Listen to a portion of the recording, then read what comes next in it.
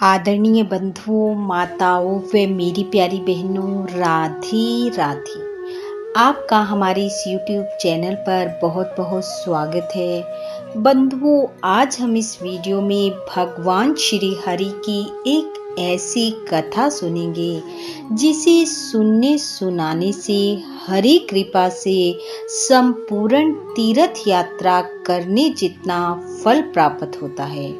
कथा सुनने के बाद यदि आप हमारे चैनल पर नए हैं तो कृपया हमारे चैनल को सब्सक्राइब करें, बेल आइकन को प्रेस करें ताकि हमारे वीडियो की नोटिफिकेशन सबसे पहले आप तक पहुंचे। वीडियो को शेयर व लाइक भी जरूर करें। प्राचीन कथा के अनुसार एक नगर में हरिहर नाम के एक ब्राह्मण अपनी पत्नी के साथ रहते थे। ब्राह्मण भगवान श्री हरि के भक्त थे। वे लोगों को श्री हरि की कथाएं सुनाया करते थे और उसके बदले में उन्हें जो भी दान दक्षिणा मिलती उससे वे अपना गुजारा करते। एक बार ब्राह्मण देव के मन में जगन्नाथ जी के दर्शन की अभिलाषा जागृत हुई, क्योंकि प्रत्येक वर्ष तीर्थ यात्री जगन्नाथ जी के दर्शनों को जाते थे और उन्हें जाता देख ब्राह्मण देव का मन भी प्रभु दर्शन के लिए ललायित हो उठता। किंतु धन की कमी होने के कारण वे जा नहीं पाते थे। इसी तरह कुछ वर्ष बीत गए और ब्राह्मण देव ने थोड़ा थोड़ा करके कुछ धन इकट्ठा कर लिया और भगवान के दर्शन करने घर से निकल पड़े। चलते समय उनकी पत्नी ने थोड़ा बहुत खाने का सामान साथ में बांध दिया। अब ब्राह्मण देव हरि भजन करते जाएं और चलते जाएं। जैसे जैसे प्रभु दर्शन का समय समीप आ रहा था, ब्राह्मण देव वैसे वैसे अत्यधिक प्रसन्न हो रहे थे और उनके कदम तेजी से आगे बढ़ रहे थे कि तभी अचानक उनकी नजर राह में बैठे एक बुजुर्ग व्यक्ति पर पड़ी, जिसकी हालत काफी दयनीय थी। शरीर के वस्त्र फटे हुए थे, पैरों में जूते तक न थे और ऐसा लगता था कि जैसे उसने कुछ दिन से भोजन भी ना किया हो।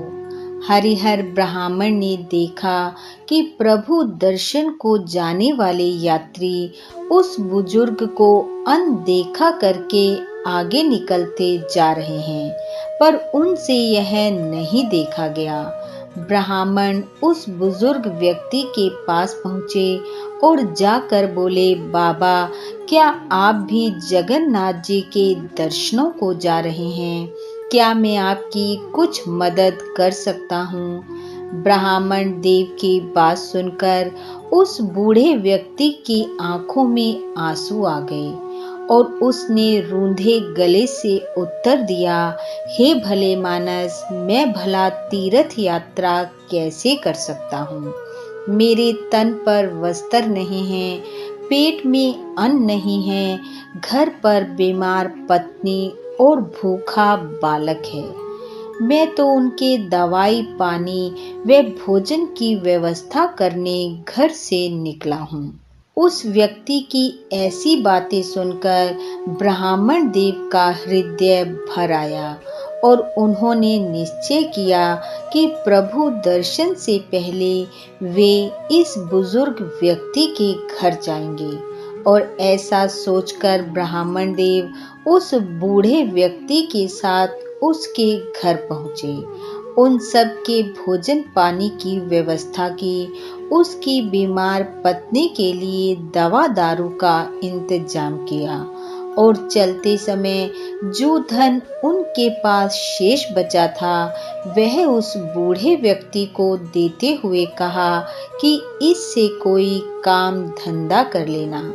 यह कहकर जब ब्राह्मण देव घर से बाहर निकले तो अब उनके पास कोई धन शेष नहीं था और वे अपनी तीर्थ यात्रा बीच में ही छोड़कर अपने घर की ओर यह कहते हुए चल पड़े कि हरि की इच्छा ऐसी ही थी।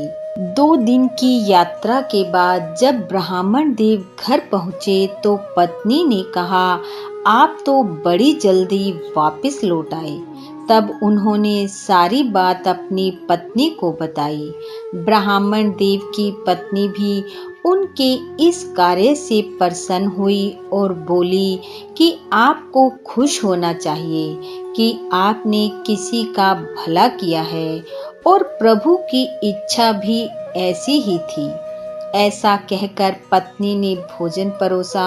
ब्राह्मण देव ने भोजन किया और फिर श्री हरि को याद करते हुए सो गए। रात्रि को सोते समय भगवान श्री कृष्ण ने ब्राह्मण देव को दर्शन दिए और कहा, हे हरिहर उठो, तुम मेरे सच्चे भक्त हो।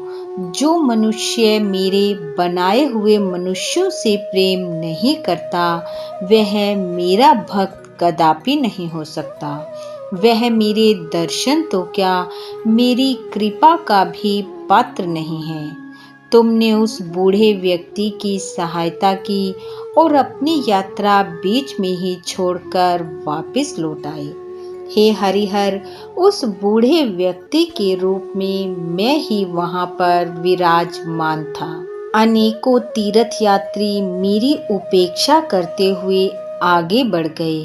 केवल एक तुम्हारा हृदय ही पसीजा और तुमने मेरी सहायता करी, मेरी विनती सुनी। मैं सदैव तुम्हारे साथ रहूंगा। मेरी कृपा तुम पर हमेशा बनी रहेगी। आज तुमने संपूर्ण तीर्थ यात्रा करने का फल प्राप्त कर लिया है।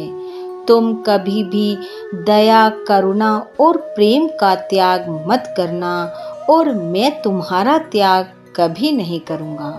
ब्राह्मण देव को ऐसा आशीर्वाद देते हुए भगवान अंतर ध्यान हो गए और ब्राह्मण देव निद्रा से उठकर बैठ गए और बार बार बोलने लगे कि हे प्रभु, आपने मुझे दर्शन देकर संपूर्ण तीर्थ यात्रा का फल दे दिया। बोलो भगवान श्री हरि की जय। बोलो जगन्नाथ जी की जय। बंधुओं, भगवान श्री हरि की कृपा आप व आपके परिवार पर सदैव बनी रहे। आपका घर आंगन खुशियों से महकता रहे। इन्हीं शुभकामनाओं के साथ आप सबका बहुत बहुत धन्यवाद। राधे राधे।